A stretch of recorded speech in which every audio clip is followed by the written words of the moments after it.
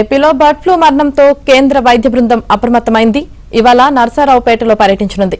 2 ఏళ్ల చిన్నారి బర్డ్ ఫ్లూతో మరణించడానికి కారణాలపై అధ్యయనం చేయనుంది. ఇప్పటికే ఈ బృందం మంగళగిరి ఎయిమ్స్ లో పర్యటించి బాలిక మృతిపై వివరాలు అడిగి తెలుసుకుంది.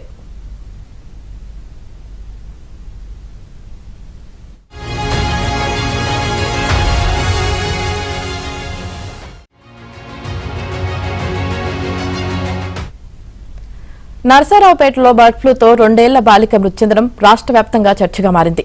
ఈ పరిణామాలపై సీఎం చంద్రబాబు అధికారులతో సమీక్ష జరిపారు. బాలిక కుటుంబ సభ్యులు, ఇరుగు పొరుగు వారి ఆరోగ్య పరిస్థితిపై సర్వే చేస్తున్నట్లు ఆరోగ్య శాఖ అధికారులు సీఎంకు తెలిపారు. కాగా బాలిక మృతి చెందిన ప్రాంతంలో కొత్తగా పాజిటివ్ కేసులు నమోదు కాలేదన్నారు.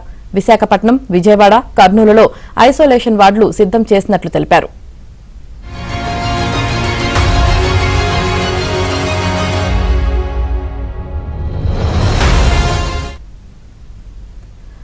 మరోవైపు కాకినాడ జిల్లా పిఠాపురం ఫారాల్లోని కోళ్లు బర్డ్ ఫ్లూ వైరస్ వల్లే చనిపోయినట్లు నిర్ధారణ అయింది.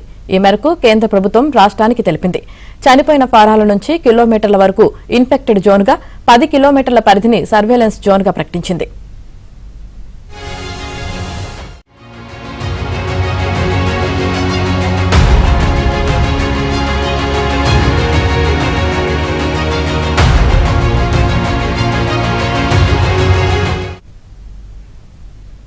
ఏపీలో బర్డ్ ఫ్లూ మరణంతో కేంద్ర వైద్య బృందం అప్రమత్తమైంది. ఇవాళ నర్సారావుపేటలో పర్యటించనుంది. ఇక దీనికి సంబంధించి పూర్తి సమాచారం మా ప్రతినిధి సాంబశివరావు అందిస్తారు. సాంబశివరావు,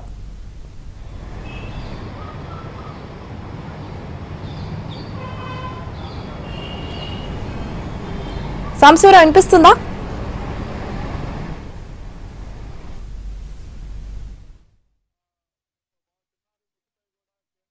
బృందం అప్రమత్తమైంది. నిన్న ఢిల్లీ నుంచి ఒక ప్రత్యేక బృందం నిన్న గుంటూరు జిల్లాకి రాష్ట్రానికి చేరుకుంది. నిన్న మంగళగిరిలోని ఎయిమ్స్ లో ఎక్కడైతే పల్నాడు జిల్లా కేంద్రంలోని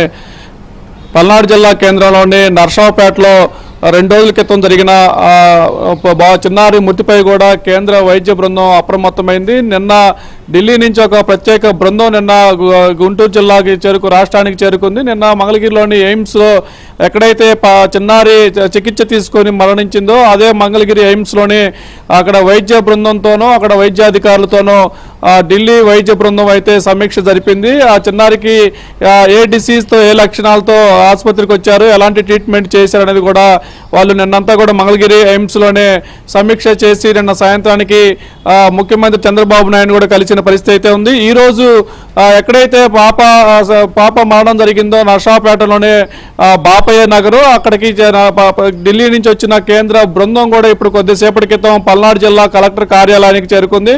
అక్కడ జిల్లా వైద్య శాఖ అధికారులతోనూ జిల్లా అధికారులతోనూ సమీక్ష జరిపి చిన్నారి మృతి చెందిన తర్వాత ఎలాంటి ప్రికాషన్స్ తీసుకున్నారు, ఆ లక్షణాలు బయటపడిన తర్వాత ఎలాంటి ప్రికాషన్స్, ఎలాంటి జాగ్రత్తలు తీసుకున్నారని కూడా ఇప్పుడు అక్కడ వైద్యులతో గాను జిల్లా అధికారులతోనూ సమీక్ష జరిపే అవకాశం ఉంది. ఆ తర్వాత గుంటూరులోని మెడికల్ కాలేజీలో ఉన్న వైరాలజీ ల్యాబ్ను పరిశీలించి ఇక్కడున్న ల్యాబ్ సిబ్బంది, ల్యాబ్ పరికరాలు, ఇక్కడ జరుగుతున్న ల్యాబ్ టెస్టింగ్ సంబంధించి సమీక్షించే క్షేత్రస్థాయిలో పరిశీలన చేసే పరిస్థితి అయితే ఉంది.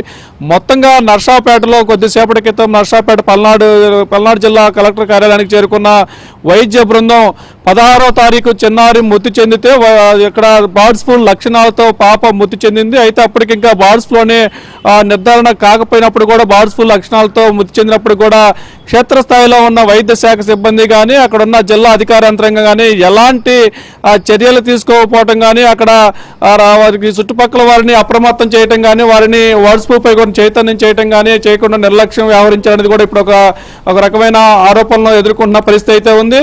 16వ తారీఖు చిన్నారి మృతి చెందిన తర్వాత శాంపిల్స్ ను పూణేలోని వైరాలజీ ల్యాబ్ కు పంపించిన తర్వాత 4 రోజుల క్రితం పాపకి చిన్నారికి బర్డ్ ఫ్లూ నిర్ధారణ అయిన నేపథ్యంలో కేంద్ర ప్రభుత్వం బర్డ్ ఫ్లూతోనే పాప మృతి చెందినట్టు కూడా తెలుస్తుంది. అయితే 16వ తారీఖు మృతి చెందితే బర్డ్ ఫ్లూ లక్షణాలతో మృతి చెందితే కనీసం అక్కడ క్షేత్రస్థాయిలో ఎందుకు చర్యలు తీసుకోలేదు, అక్కడ ప్రికాషన్స్ ఎందుకు తీసుకోలేదు, స్థానికులను ఎందుకు చైతన్యపరచలేదు కూడా ఇప్పుడు ప్రశ్నార్థకంగా మారింది.